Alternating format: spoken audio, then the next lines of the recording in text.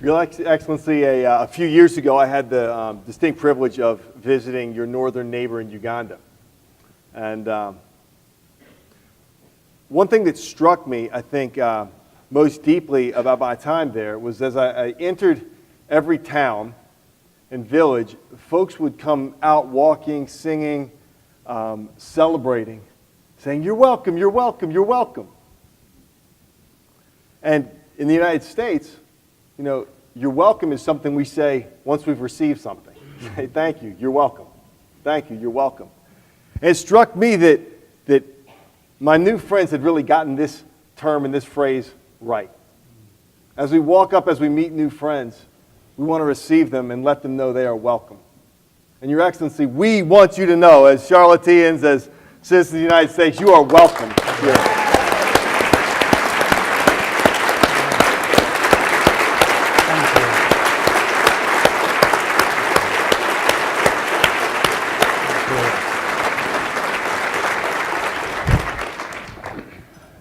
And now I will do my best to speak very little and give you the opportunity to share what's on your heart, to share your story that I think we are all so eager to hear. So if you would, in your own words, please share the story of Rwanda and what it's walked through as far back as you would like. And I think what many of us would love to hear from you as a leader as well, because we tried to fill this room with leaders, men and women of impact, who could receive your words and go out and multiply the impact and effect of them. So talking through your personal journey of leadership as the events in Rwanda have unfolded over the last decades would be something I think would be a great gift to all of us. Well, thank you, Casey, and I wish to thank Tim Scott, Senator, and Andy, my friend, and the distinguished ladies and gentlemen here in the audience for a warm welcome you've extended to me and my delegation, and for giving us this time to have a conversation with you.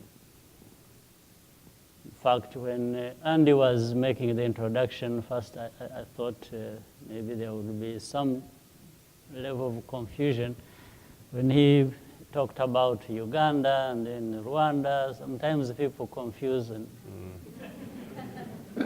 in fact, because I have also lived and grown up in both countries, it's not clear which one I belong to. Sometimes they think, some think I'm the president of Uganda, others think I'm the president of Rwanda. So I want to make it clear, I'm the president of Rwanda, and that's why I grew up as, my family went into exile when I was 4 years old. That's why I grew up in a refugee camp for over 20 years. Like many other Rwandans, there were many in Uganda, others who grew up in Burundi, in DRC now, which was Zaire then, others Tanzania, the whole of the East African region, and quite a number of others in Europe or United States. So my story, or the story of Rwanda, in a sense, mirrors many other stories on our African continent.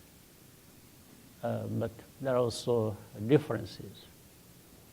So as I grew up as a child, similar story like Andy told, going to school barefoot, and crossing rivers, without knowing how to swim, a similar story. Maybe the difference, I've learned to swim after time. He hasn't yet. But the same story, pretty much the same story. So when we grew up, and the many other young people, we thought about why were we refugees? Why were we stateless?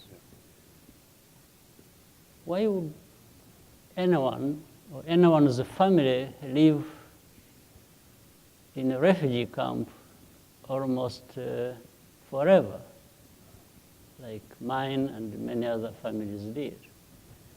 So therefore, as we grew up, the question became clearer and clearer that there were issues to resolve that made us stateless. And the issues to resolve started with back where we came from, and that was my country, Rwanda. So that's how, when I try to cut the long story short, but that's how we got involved in the liberation struggles. For me, two, one in Uganda, another in my own country, Rwanda. In Uganda, there was a liberation struggle that we participated in when I was very young.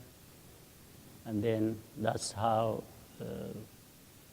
I got to have what it took to be able to participate in the liberation of my own country, Rwanda. And this was long before the genocide that took place in my country. We saw 4 years of a liberation struggle, armed struggle in my country, and then followed by the total destruction of the country, where over 1 million people lost their lives, and most of those are our parents, our relatives, our friends, every family in Rwanda was affected, in fact, by this, one way or the other. You either had members of the family that became victims, or you had members of the family that were perpetrators. Yeah. So there is not a family in Rwanda that did not lose one way or the other.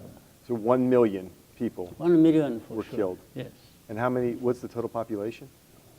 Currently, we have 12 million. 12 million people in the country. But at that time, it was about maybe 8. Wow. We 15% lost of the one, and population then, yes. lost to genocide. Right.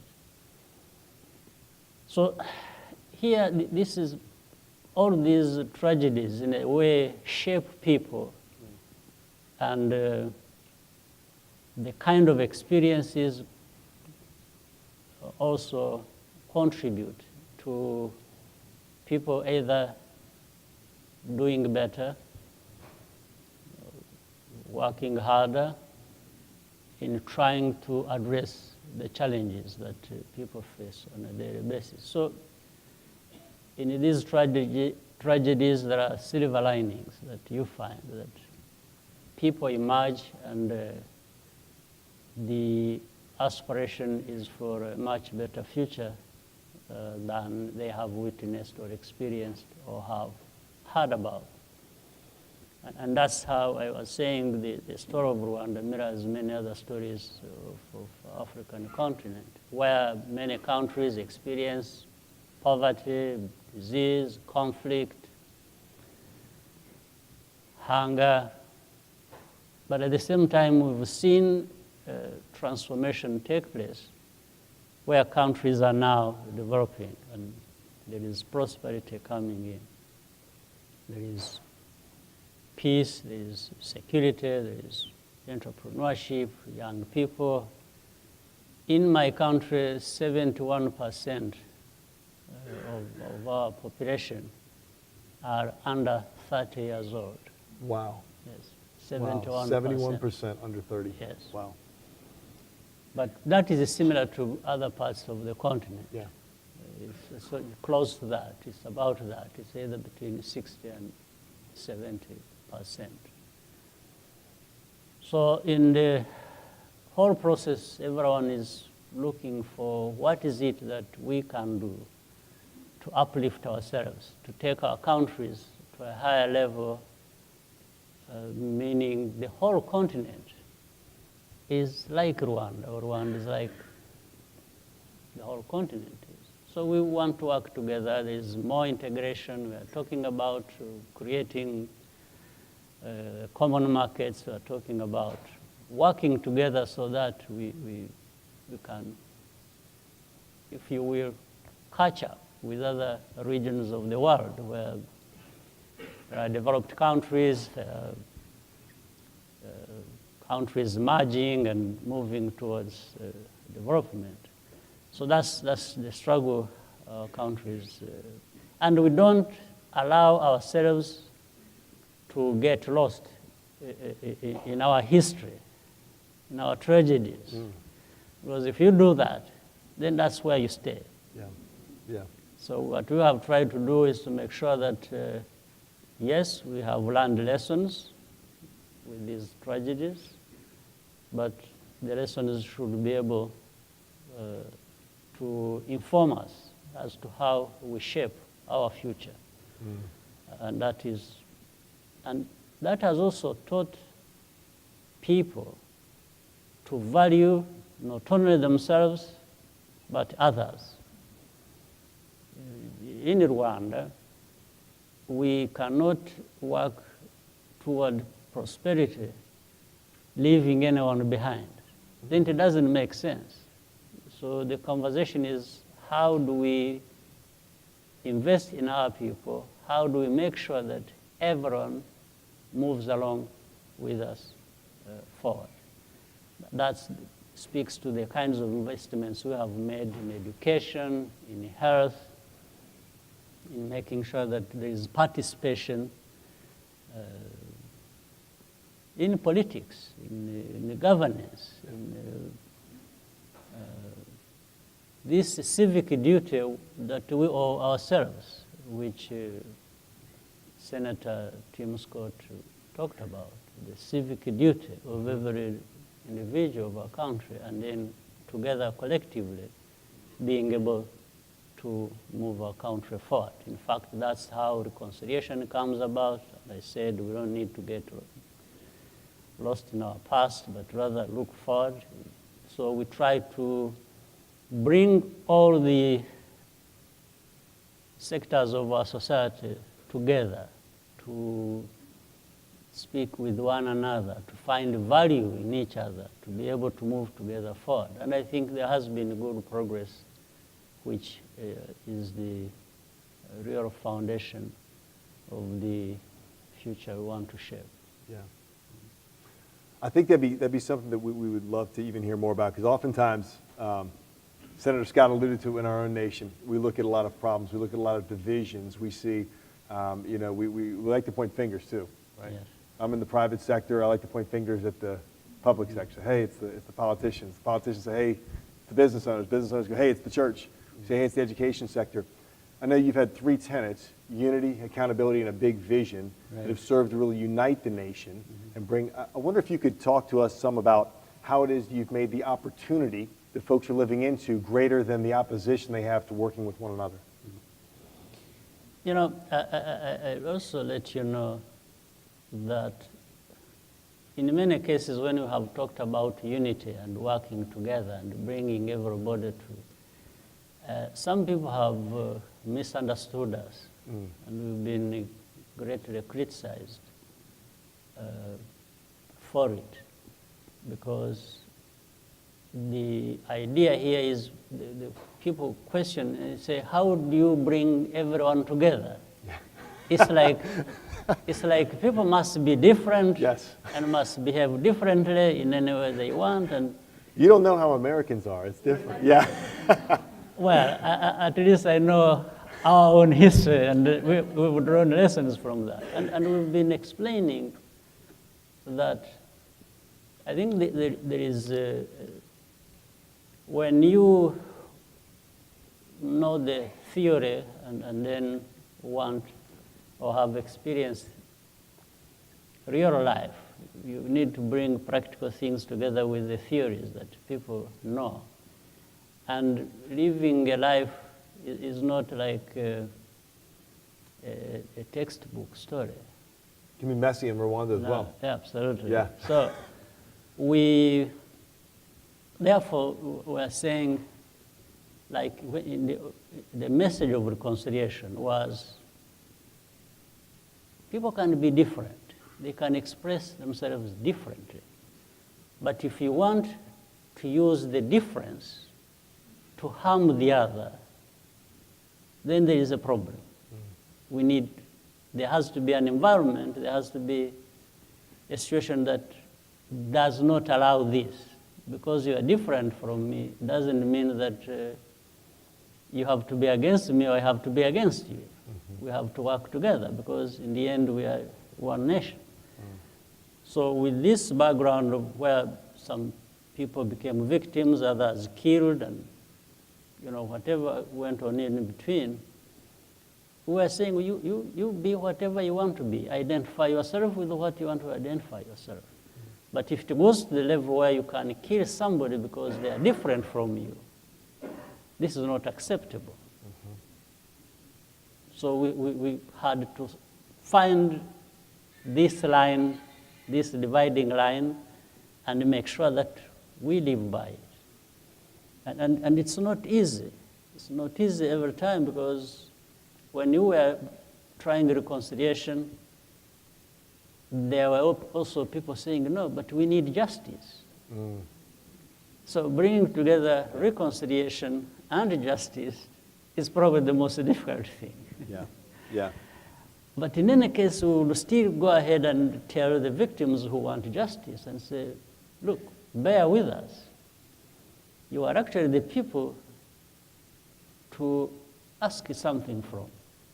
We can only ask from you reconciliation, forgive. Yes. All of us don't have to forget, but you can forgive. But the other, there is not much to ask from them.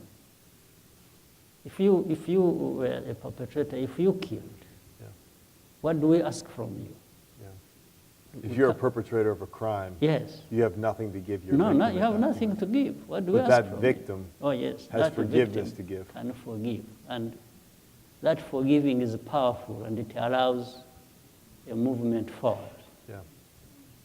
So we therefore had to create this balance all the time and keep narrowing the differences and finding the higher value of what we have to live for, and say, why don't we rally towards that?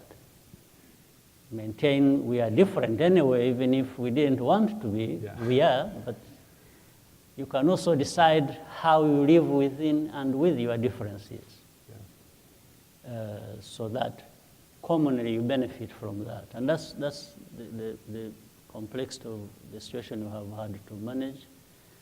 And as I said, when we say unity coming together, it's like people don't understand it. They say, why do you want unity? Why don't you let people become different from each other? And you say, fine, people can be different from each other. They can express their differences, if you will.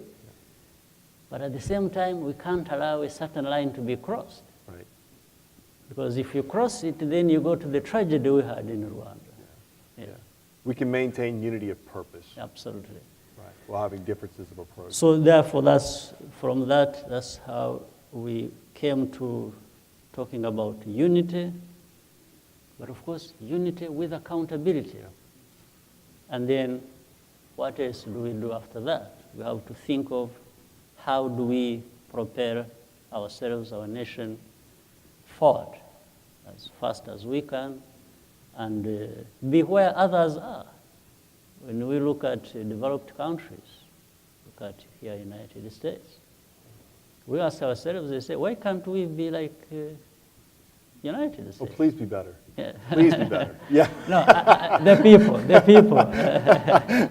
Whatever you may blame yourselves for, maybe it's politics, but it's not the people. So people, later on, how they decide to manage themselves, that's a different issue, but they have achieved this level of development that everyone wants to aspire to. That's what I'm talking about. Your vision of unity and accountability are fabulous, but what they provide for, I think, is what gets me most excited, and probably many of the men and women in this room most excited, which is a big vision and a big dream. Right. I love about Rwanda that you're not the largest nation in Africa. Is that fair? Right. There are nations with many more people, Absolutely. larger economies, more territory. Yep.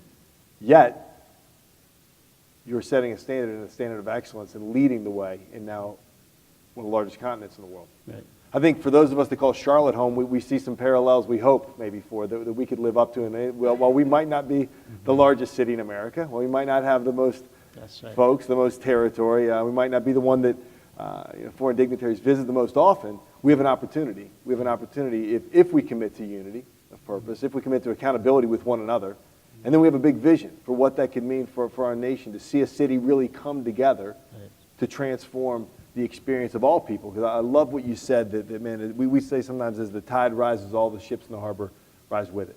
Right? As the tide comes in, all the ships rise. And what I heard you say is, hey, in Rwanda, man, as we have success, everyone needs to be included in that success and lifted up. I wonder if you could share some about your big vision for Rwanda today. Well, Where do you see Rwanda going forward? I'll share with you this. There is, for example, in the area of doing business, there is an index that was created by the World Bank in 2004, ease of doing business across the world. Around the world. We started as number 150, meaning Rwanda. Number 150 in the world, meaning among the last. Yeah.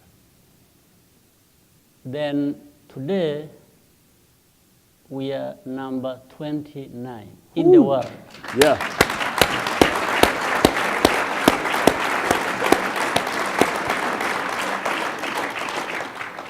Number 2 in Africa. Wow. Number 2 in Wow. Africa, number 29 in the world. Wow. In fact, in the world, as the fastest reforming country in the world, we are number 1. Wow. So, as you rightly said, we are not anywhere near to being one of the biggest countries you could think of. Yeah. Absolutely not. We are a very small, landlocked country in the heart of Africa, 12 million people, with all the complicated history that we are talking about. So this can only come out of looking beyond your size, your location, and saying what is it in terms of values, what is it that is going to drive us, that is going to raise us to the level where we want to be. And that is the choice we made. In fact, I've told people so several times that in our complicated history and geography and everything, and politics, the only way we have succeeded in this, as shown by the progress we made, for example, in the index of doing business, we said we have to make choices, even difficult choices, about what we want to do and want to achieve and where we want to be. We don't follow rules. We follow choices. There is no rule book for us. You know, there is a tendency that the world has a rule book. Everyone reads from and say, we are going to do like this. No, we say, no. For us, we have the freedom to make the choices. You can read the rule book, you can do whatever you want, but we finally make the choices. Which way do we want to go? How do we go there? How do we bring everyone to come around these choices? And then if things work for us, we gain from that, we celebrate, we are happy, we move on. If they don't work for us, we don't blame anybody. We just look back and say, where did we get it wrong? How can we correct it? And so that we don't make other people's mistakes in the end, because we have had this kind of relationships in the world where people come and dictate to you what you must do. Yeah. In the end, when things go wrong, it's you. It's not them. Even if you actually did what they told you to do, they'll be the ones to turn around and blame you for it. Yeah. So these are lessons we have learned through these hardships, and so we keep going forward on that. Keep a posture of learning, keep innovating. Yeah, throw out the rules. I like that one a lot. So women... Can I use that at my house? Yeah. Women in our country, 52% of our population, they stand at 61, 62 now percent of our parliamentarians. Yeah. The parliament is 62% women. 62. Yes. Yeah. Come on, women. Come on. Thank you, Pamela Powell. Another woman in the audience, stand up. I think my wife was standing up with her. We have 50% of our cabinet, the ministers. Yes. The cabinet ministers are women, 50%. Yeah. We have 44% in the judiciary, in the system. 44%. 44%. Yes. I want to make sure you guys are catching all these stats, because there's been some clapping, but you could do a little more justice. This was 62% of parliamentarians, yes. women. Yes. 50% of his cabinet, women. And 42% of judicial officials in the nation. Yes. 44? Yes. Thank you, Harvard. Thank you. I was with Tim. So we can go on and on and on, but what I'm trying to say is that while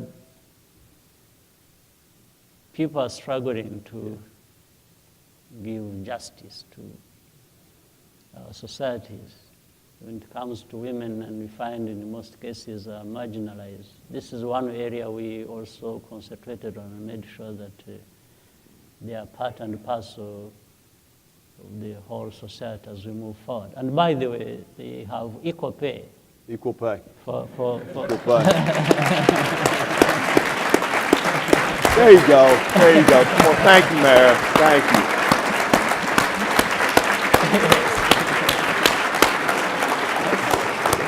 Beautiful. Beautiful. No, isn't this fun, making new friends? I mean, isn't this fun? Is this not fun? If you're not enjoying getting to hear stories from around the world, being encouraged by other nations, other great leaders that are, I mean, I will bet that you walked into this room and you've already taken some things away that you had no idea about, you didn't know about, man. Just the gift of this time together has been fantastic. So in our small place, in the place many people don't know, maybe here in Charlotte, people know Rwanda, but if you went some other place, you just say, where is that, or what is that? Not too many. I think we're gifted to sit with, the man that Forbes made the most influential leader in Africa. Mm-hmm. So just appreciate the gift that we're receiving during this time and the great, hard, pioneering work that you and the people of Rwanda have done for 30 years. And it's I think, a beacon of light to us. It's a place of hope for us and a lot to learn. We have children enrollment rate of the first 12 years of education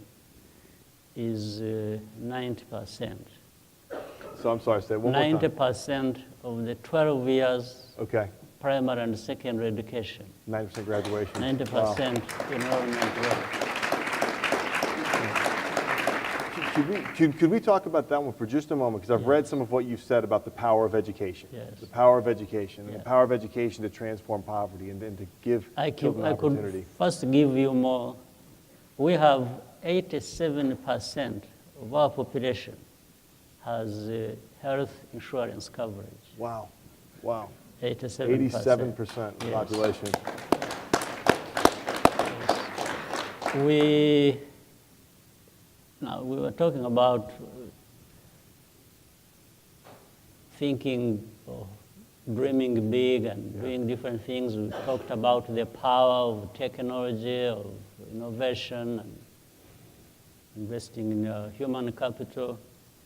We also, for example, in our health system, we are able to distribute medicines, especially vital medicines, to rural areas, and vaccines or blood samples required by drones.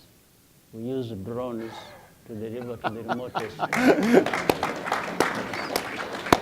So Wow. what would have taken 6 hours drive, Yeah. 6 hours, 3 hours, and so the drone would take about maybe for the 6 hours, 30 minutes. Wow. Yeah. Wow. A 30-minute drone So this flight. has, yes, it has. So there are many of these things which we've been trying to put together despite our history and everything. We are really driven to leave this past far behind us without forgetting it, but wanting to move as fast forward as we can. And I So we think, can talk about education. You wanted to- yeah, I want to hear about education, but I'd love to just hammer that point you made of said without forgetting, Yeah. without forgetting, and without forgetting what we've come from, because in many ways, the stories I've heard from pastors and friends who have come and shared some of the stories of reconciliation and the rebuilding work of Rwanda were anchored actually in the pain. They were anchored in an understanding of what can happen if racism and classism are allowed to persist. And then the devastating results that those things can lead to, and then an even more redoubled commitment to seeing those things put aside, to seeing forgiveness happen in society. And so in many ways, I think you'd never want to forget, right? That don't want to forget. incredible Yes. lessons that you all learned. And we have seen this permeate throughout the levels of society. Even ordinary people in their rural settings understand this message. We've been talking to one another about this message. And, it seems everyone gets it. Yeah. And it is also has become a driver of what we are trying to do and achieve for ourselves. So I have a selfish question. I get to be up here, so I get one, and we're going to allow some folks, I think, to ask some other questions if we have time for that. Andy, couple questions. But mine is around education. It's something I've been passionate about. And in the U.S., look at the education, the school as an institution in our society that actually provides a pathway, an on-ramp into opportunity for children that are born into poverty. And so we've been very active in trying to think through how to bring educational opportunities to children born into poverty in the United States. I've read some of what you've written about the importance of education, of helping lift children and actually just kind of create generational opportunity in Rwanda. Would you share some of your perspectives on the importance of education and the role it's played in this story? Well, education is the most important investment we can make in our people, as is very clear, I think, to everyone. Like in our case, Rwanda, we aren't as much endowed with the natural resources or some of the things big countries have.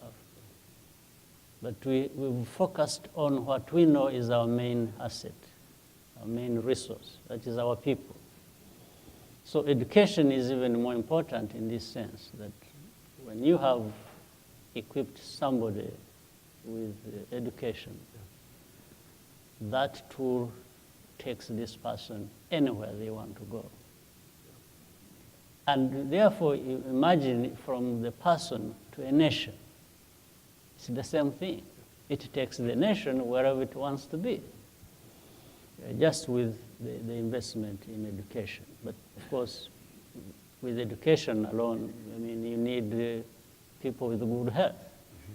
So that's why for us, in fact, between education and health, this share about 30% of our national budget.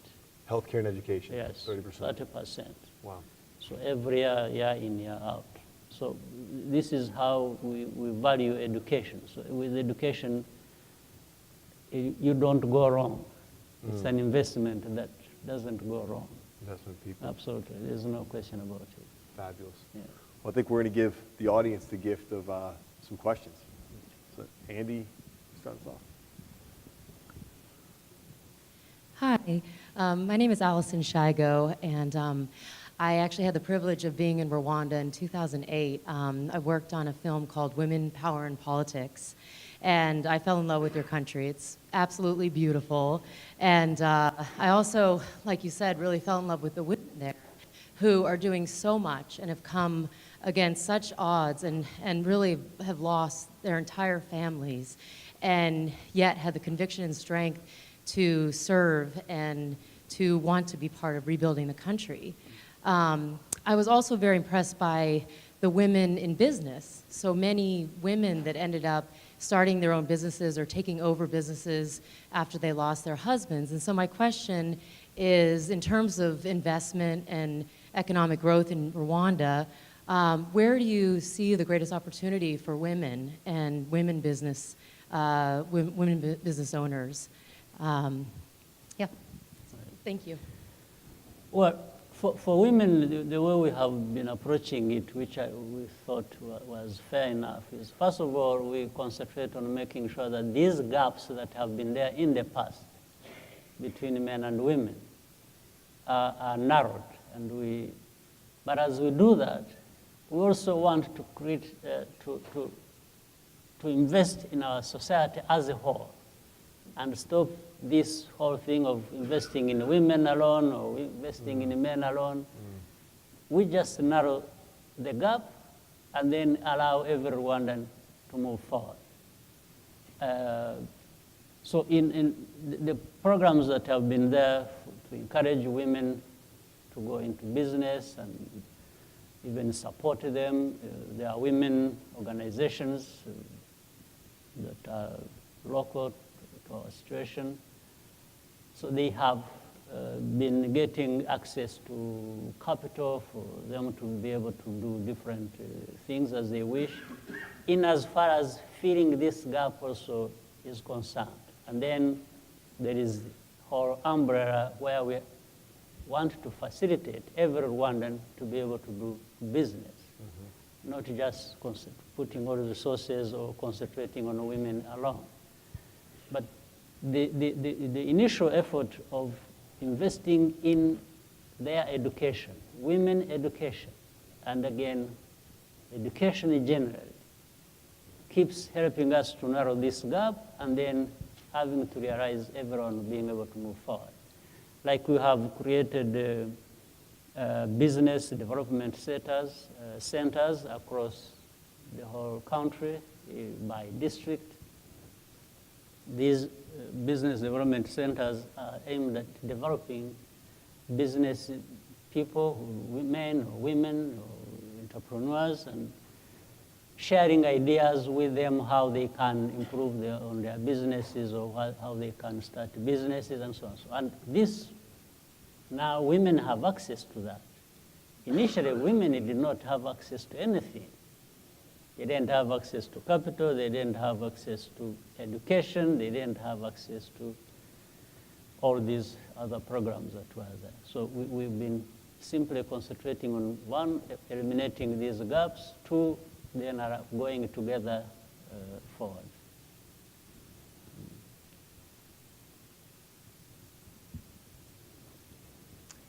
Mr. President, we were really glad to have you here. I'm Jennifer Roberts. I was the mayor of Charlotte until 2 years ago. And we are so grateful to be able to learn from each other. I'm very interested in your emphasis on education. And specifically would love to hear more about how you are working with technology. Because one of the challenges we have here is that we have 20,000 households in our public school system where the children have no computer at home and no internet access. And that digital divide is exacerbating the income gap and the wealth gap with the rich and the poor, with minority students, et cetera.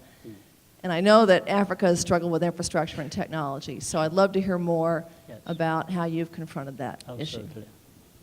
Thank you. I think that's a good question. We have also identified technology as indispensable enabler in all these things, whether education or health, as we are talking about. So what we did, we have invested in infrastructure that will support technologies. For example, in our country, we have laid fiber, about 4,000 kilometers length of fiber across the country to districts, to then later on to homes and other premises. The second, about close to 15 years ago now, close to 15 years, we invested with somebody, Professor Negroponte of MIT. We worked with him. He had developed a computer, a laptop, rugged and, that has many applications to it that would help kids learn computers. And we had a project called One Laptop Per Child. So our ambition was to have every child, school-going child, with a laptop in his hands or her hands. We had we have roughly now 2.3 million children going for primary school and lower secondary school. So under this arrangement, we had wanted everyone to have a computer in their hands, but we could only afford something like 600,000 in such a short time because we had to pay for it ourselves, the government. So what we did anyway, we converted it to a situation where now kids would share computers, so that maybe one computer per every 6 children. And that means on Monday, one child will go with the computer, Tuesday they go home with the computer, third another one, on Wednesday, and so on, so that it rotates, so that every kid has hands on the computer at least once every week, because they have their turns and so on, as we increase the numbers so that everyone can. But what we found out was that kids with computers in their hands, apart from what they are taught at school, they are able to teach themselves so much. In fact, one time they come to school ahead of their teachers sometimes. In fact, there's a very interesting story around this. When we had just brought in computers, they put them in the stores, and then they had to take teachers for training and so on and so forth. But the kids said, no, but why don't you give us computers while you're still training? So we told the schools to allow kids to go home with their computers, first time. Breaking rules. Yes, but when the teachers were undergoing training for 3 weeks, by the time they came back, the kids were ahead of them. Wow. So they were able to. So that is how we are only limited in a way by, not having always sufficient means, but we already have a good measure of what technology does and what kids, young people are able to do once they are given this opportunity. It's self-evident, and we just keep trying to do more and better and move on. Fabulous.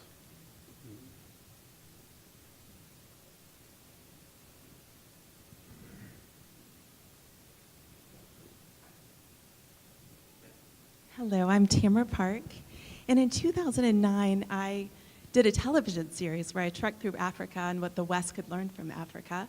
And when I got to Rwanda, I was so struck by your spirit of innovation. So just building on your question, I was wondering, was that a united vision to bring the country together through innovation?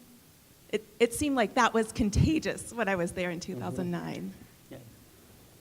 Well, thank you. The ideas come from different people or different parts of society, but quickly identified as something that is useful to the nation.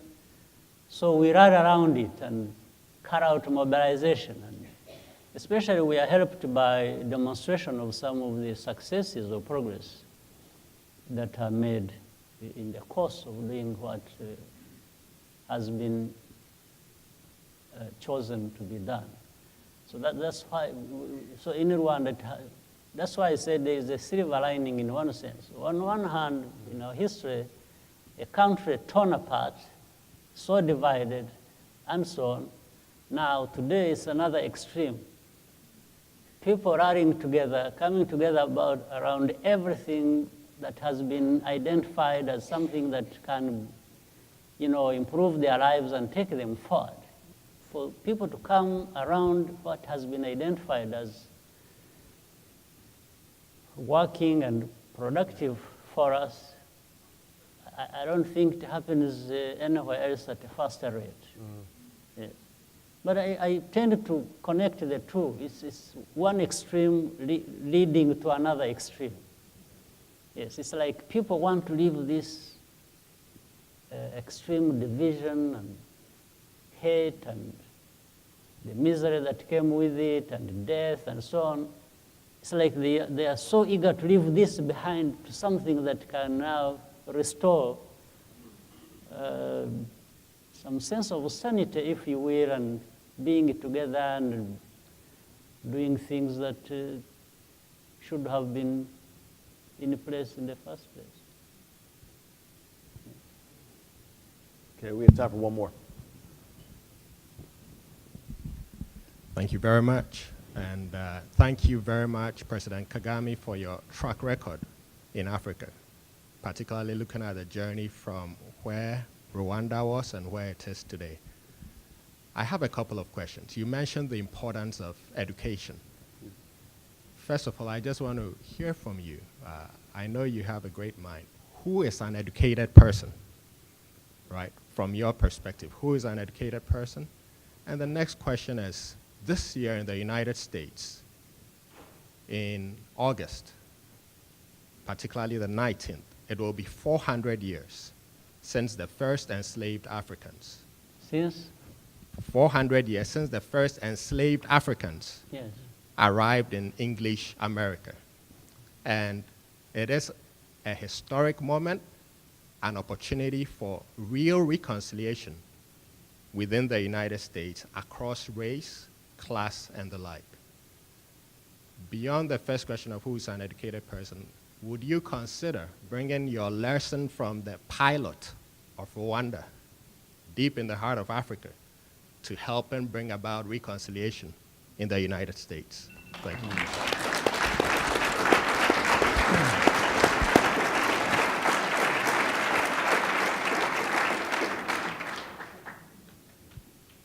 There are two parts of education, if I may attempt to answer your question.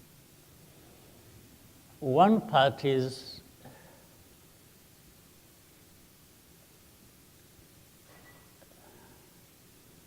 with the modern societies. You learn to read, to write. It's languages, it's science, it's technology, it's all kinds of things that as things have evolved in our world, there is that process they call learning, education, and so on. You learn a language that you did not speak, somebody else's. That is, or even start with learning your own. Because when people are born and growing up, they don't know even their own languages. They learn their own languages. And others. Then you learn mathematics. You learn all kinds of disciplines. So that's one part. It is almost taken for granted that people who want to, as they grow up, as they develop, you learn these things. Now, education per se has another nuance in addition to that.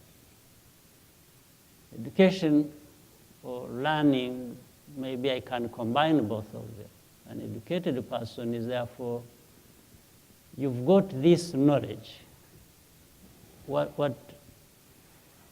do you use it? How do you use it? What do you use it for? Yes. What in solving a problem, your own or society's problem. So there are these two parts, therefore, in my view. The educated person is the one who has had the traditional school process, but at the same time, how do you transition from that to making a good use of it? And they add good use of it. Yes, then you are educated. This is what I see as an educated person. Maybe that is the best I can say about it. Now, for the other part, in many ways, reconciliation, or, as I said, there are many problems across the world, and unfortunately, we have had our fair share of problems in the world, meaning Rwanda. We've learned from that. We have tried to change things in our own country to address what the problem was. There are other problems in other parts of the world, and the people there struggle to address their own problems. I would wish to say that I can't pretend, or Rwanda wouldn't or shouldn't pretend to say, because the only thing that comes from Rwanda is if we have overcome some of these extreme cases of, problems, it should give hope to anyone else that they can overcome their own problems. That's the only thing I can say, but I don't think we have lessons we can take to other people and say, if you do this, that will solve your problem.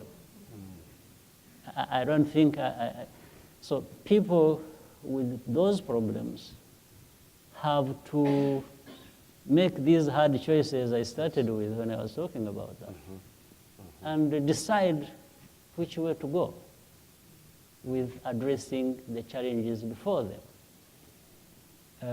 Well, if they want to make a reference to say, look, Rwanda did it, and they were at the lowest level of any nation in their lifetime. But they have risen out of that and are here. It's like the main thing is, if Rwanda has done it, what reasons do we have not to try and overcome these challenges ourselves? Yes, that is the only thing I can't tell people that, because we did this and have made this progress, you should do the same.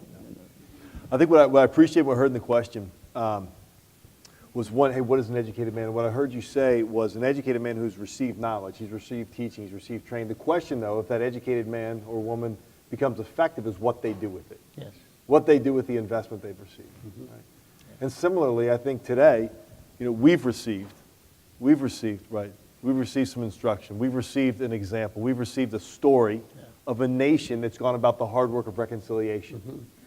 The question for us as we do remember the past, because we need to be anchored in the truth of the past and have clarity on it. As we do remember the past, what are we going to do with these great lessons we've learned? Right? What are we going to do? How are we going to put these to action? How are we going to steward this investment that you've made in us today? Absolutely. Right? So I don't think you want to be alone. I don't No, think you want to be the only absolutely nation not. that's pursuing No, innovation. absolutely The only not. nation that's lifting up women in power. The only nation That's that's true. leading the way in prosperity and Absolutely. innovation. You don't want to be alone in this. Absolutely. That's why, in fact, we share our own experiences with all the African countries. Yes. Yes, we across. In fact, recently I have had the opportunity to lead the African Union. That's about 55 countries. I have been the chairman of that organization, the African Union.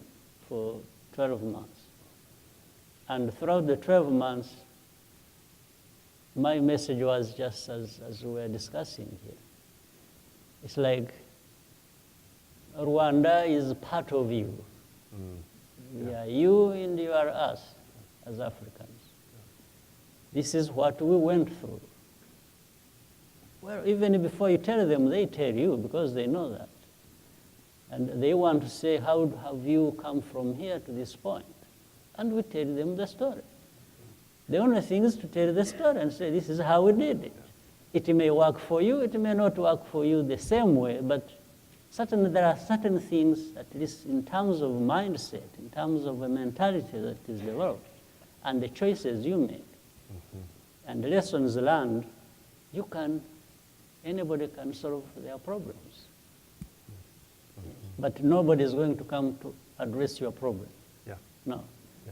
It doesn't, you can even, we have had this experience and we tell our friends and partners, we say, sometimes they have come with lessons to teach us how to, and then we've humbly told them we appreciate we appreciate your support and your sympathy and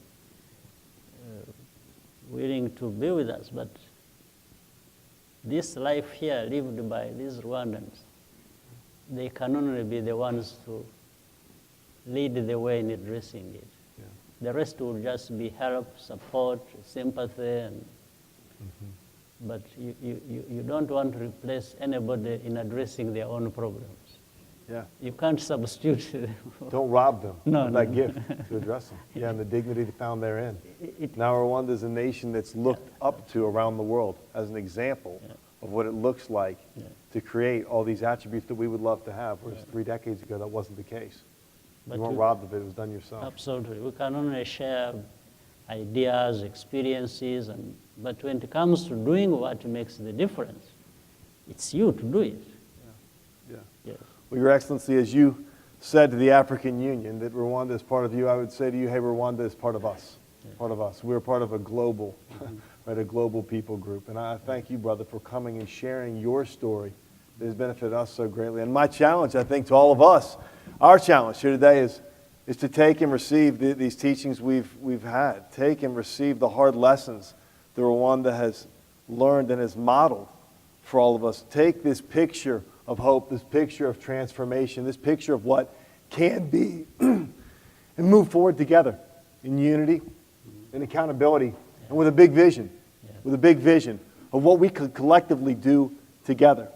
Somewhat a nation, Africa needing a vision, I think our nation needs a vision. Our nation needs a vision of a city that rises up, that comes together, that looks pragmatically at problems, not from political ideologies, but really from a solutions learning-based orientation. Big countries need even a bigger vision.